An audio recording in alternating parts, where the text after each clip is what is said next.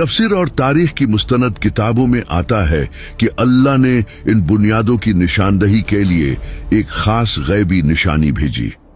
बाज रिवायात के मुताबिक यह एक बादल था और बाज के मुताबिक एक खास हवाई फरिश्ता जिसे सखीना कहा जाता है।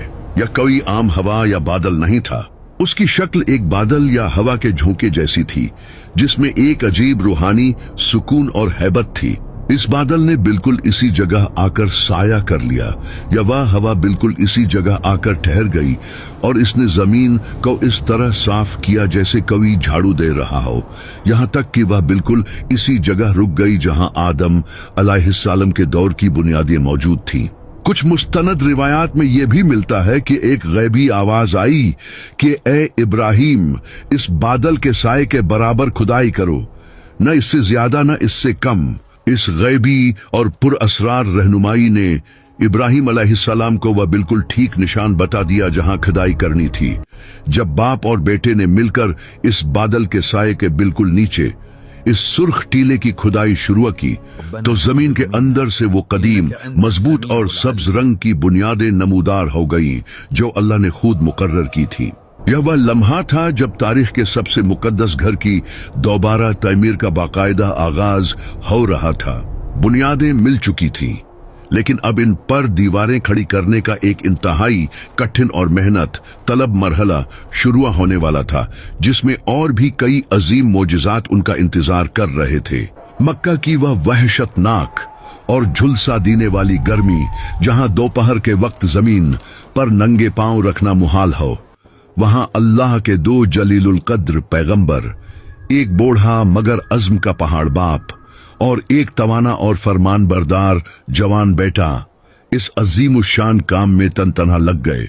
हजरत इस्माइल अलैहिस्सलाम आसपास के संगलाख पहाड़ों से भारी और बड़े पत्थर ढूंढ ढूंढ कर अपनी पुष्ट पर उठा कर लाते और हजरत इब्राहिम अलैहिस्सलाम इन पत्थरों को अपने मुबारक हाथों से इन बुनियादों पर नहायत एहतियात और मोहब्बत से चुनते जाते।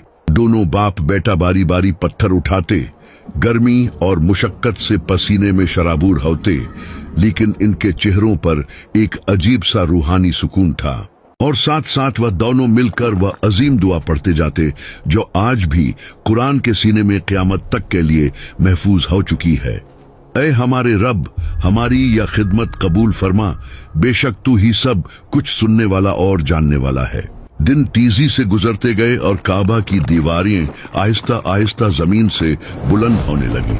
फिर एक वक्त ऐसा आया कि दीवारें इतनी ऊंची हो गईं कि अब हजरत इब्राहिम अलैहिस्सलाम का हाथ वहां तक नहीं पहुंच पा रहा था। पत्थर रखना और दीवार को मजीद बुलंद करना नामुमकिन सा हो गया था। इस खामोश और तन्हा वादी में जहां किराए के कोई मजदूर या मशीनरी नहीं थी, कोई और इंसान मदद के लिए मौजूद नहीं था, वहां अल्लाह की कुदरत एक बार फिर अपने पूरे जलाल के साथ हरकत में आई। भला जब कायनात का मालिक खुद अपने घर की तामीर करवा रहा हो तो वह अपने खलील को यूं बेबस कैसे देख सकता था।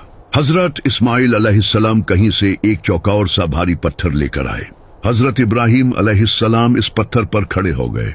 जैसे जैसे हजरत इब्राहिम अलैहिस्सलाम दीवार पर पत्थर रखते जाते और दीवार ऊंची होती जाती, यह पत्थर जिस पर वह खड़े थे किसी गैबी और खुदकार लिफ्ट की तरह हवा में बुलंद होने लगता और जब उन्हें मजीद पत्थर लेने के लिए नीचे आना होता तो यह पत्थर खुद बखुद नीचे जमीन पर आ जाता।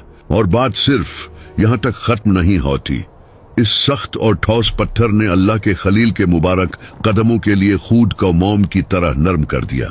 हजरत इब्राहिम अलैहिस्सलाम के कदमों के निशान इस पत्थर में इस तरह धंस गए जैसे वह पत्थर नहीं बल्कि कोई नरम गीली मिट्टी हो। यह वही अजीम पत्थर है जिसे हम आज मकाम इब्राहिम कहते हैं और जिसे अल्लाह ने क़यामत तक के लिए निशानी बना दिया कि जब तक तवाफ के बाद इस मकाम पर खड़े हो कर दो नफल न पढ़े जाएं, आपका तवाफ मुकम्मल नहीं होता। तामीर मुकम्मल होने के बिल्कुल करीब थी। काबा अपने तमाम तर जलाल, सादगी और खूबसूरती के साथ खड़ा था, लेकिन अभी एक बहुत बड़ा और अहम राज बाकी था। काबा का तवाफ किस जगह से शुरू किया जाएगा, इसके लिए एक खास और मुनफरिद निशान की जरूरत थी। ए इस्माइल, جاؤ اور ان پہاڑوں سے کوئی ایسا خاص پتھر تلاش کر کے لاؤ جو باقی تمام پتھروں سے بالکل مختلف ہو۔ وہ مکہ کے سیاہ اور کھردرے پہاڑوں میں گھومنے لگے، ایک پتھر کو دیکھتے پھر دوسرے کو دیکھتے، لیکن کوئی بھی پتھر ان کی نظر میں اس قابل نہیں لگ رہا تھا کہ اسے اللہ کے اس عظیم گھر کے اس خاص کونے کی زینت بنایا جائے۔ وہ دیر تک سخت گرمی میں تلاش کرتے رہے، لیکن انہیں وہ پتھر نہیں مل رہا تھا